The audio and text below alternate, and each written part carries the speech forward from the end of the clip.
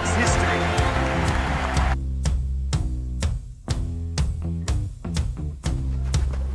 Patrick Kane's pass. Federer stands. There is hope. Allison Felix just set a personal best by a huge margin. Victories. Don't we all love them? The adrenaline rush we feel? Wouldn't it be great if the sports we share would be fair in and out of the game?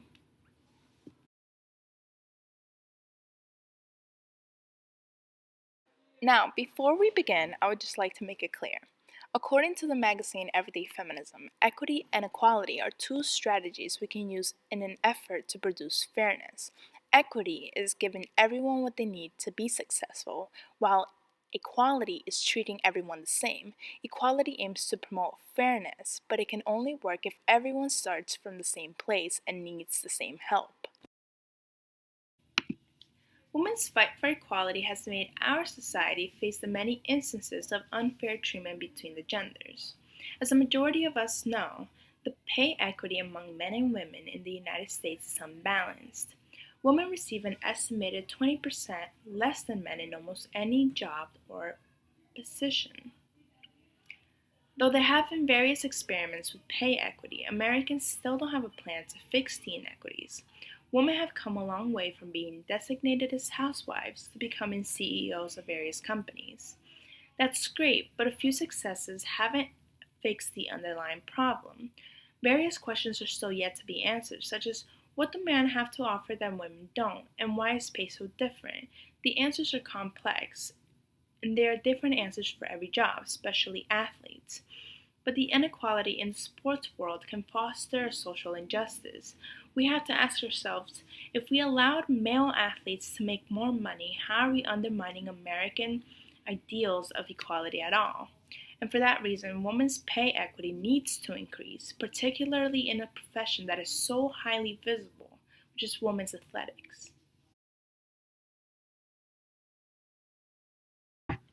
The fight for equal rights in America goes back a long time. In fact, women have been committed to seeking equality for nearly 2 centuries. In 1848, women and men activists gathered in Seneca Falls to discuss the importance of equal rights between men and women. It was the first women's convention of the United States, and almost 200 women discussed issues of religious, social, and civil rights for themselves. This group of women sparked an innovation and focus for their rights, and thereafter created many other conventions nationwide. Their determined fight continued and eventually led to the 19th Amendment of 1920, granting women the right to vote. These women sparked cultural icons such as Rosie the Riveter, who came around World War II and represented the women who replaced men in the areas of construction, shipyards, and factories. "We can do it" was the famous slogan from the 1940s that continues to be used today. Rosie became a symbol for feminism as American men left to fight in the war. This icon became more evident and stronger throughout the years and was used by women athletes.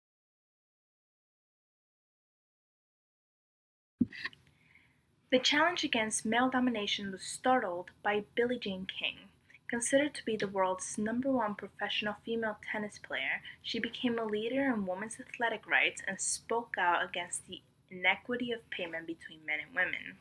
She decided since the age of 12 to fight for equal rights, and due to her advocacy, tennis is one of the few sports that now pays both genders the same amount in major tournaments. Now, this was Battle of the Sexes in 1973. It was Miss King against Bobby Riggs. It was a fight for equality, and it was a proof to see who was better. Miss King proved that she in fact was better, and it sparked a whole nother revolution as to how women were viewed as athletes in the same sport that they shared with men. Around the time of this televised spectacle, the Congress made advances in women's equality. The Education Amendment Act of 1972 established Title IX. This federal law stated, "No person in the United States shall, on the basis of sex, be excluded from participation in, be denied the benefits of, or be subjected to discrimination under any education program or activity receiving federal financial assistance. Now, this applies to all education institutions that receive federal funds. All these institutions are required to give both sexes equal rights in any form of participation. Title IX influenced many schools, such as the Morristown Bayard School, which became a co-ed school in 1971, establishing a strong community for both sexes to be equal part of the community. It has helped millions of girls who have participated in high school sports and been given scholarships from universities to play sports. Title IX has enlarged the opportunities of women and continues to do so, but unfortunately, it does not address the problems to pay equity. It does, however, fight for the equitable benefits and treatment of student athletes, but it clearly states it does not require equal dollars to be spent on men's and women's sports. Professional women athletes such as Serena Williams and Carly Lloyd have fought for pay equity, comparing themselves to male athletes with the same title. Both athletes are considered to be the greatest of all time, while they also agree that there is an obvious mistreatment between male and female athletes. Only 2 women are on the Forbes list of the top highest paid athletes, which include endorsements and salary. Serena Williams is 40th on the list, and Maria Sharapova is ranked 88th. Both are tennis players. It is a high accomplishment to be on the list, although 98 others are men. The male tennis players on this list include Roger Federer, ranked 4th, Novak Djokovic, ranked 6th, Rafael Nadal, ranked 21st, Kei Nishikori, ranked 29th, and Andy Murray, ranked 74, for a total of 5. Now here's what we should question. Women are 50.8% of the population in the United States, yet in a list like Forbes, we only represent a 2%. Now, why aren't we putting this to a bigger subject matter? Being more than half of the population in the United States, we should be at least half of the population in a list like the highest paying athletes. It only makes sense. But we don't because of the pay inequity in this country. Now, Carly Lloyd is the co-captain for the women's national soccer team. And compared to the men's team, the U.S. women's national team has generated a greater national attention. U.S. men's soccer excels with their speed, strength, and overall athleticism, which is every man's team, which is exciting, but they are not on the top charts of the men's soccer team worldwide, unlike women's soccer. Americans find that the women's team has greater ball movement, intriguing skill, and more World Cup trophies, because soccer is not only about aggression and masculinity. Carly Lloyd recently wrote an article on why she's fighting for equal pay. She explains, "If I were a male soccer player who won a World Cup for the United States, my bonus would be $390,000. Because I am a female soccer player, the bonus I got for our World Cup victory last summer was $75,000. Overall, men's soccer is prominent, but the greatest players and unbeatable teams are always derived from Europe and Latin America. Carly shows that no other team has been this successful since the beginning of the Women's World Cup 28 years ago.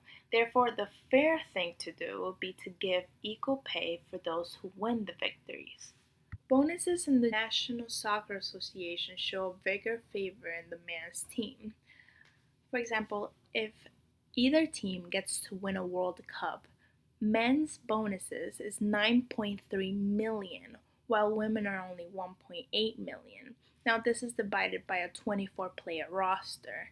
And we also see that there's a profit that each team makes for the association. And we see that women make a 5.3 million profit every year, while men make less than 1 million because of their winnings and their national attention. The pay inequity isn't just about women, it's about the country as a whole and the generations to come. Women get paid only 80 cents for every dollar that men get paid. Men who have high paying jobs may not complain now, but they will in a couple of years when their hard-working daughters receive equal pay to that of their male co-workers. Although it is only a 20% difference, it is not proven that the United States is a fair society. If America wants to be considered a social advanced country, there needs to be a social justice. It is slowly coming to a conclusion that a social revolution is the most impactful and crucial movement for the future of the country. The importance of pay equity is to show that women are no less than men. The fight for pay equity will continue until women are paid the same as men. Female athletes have proven that they are strong as men and as capable of handling a sport in what is considered a man's world. Therefore, pay equity might just be the answer to this social injustice in the professional world of sports in the United States.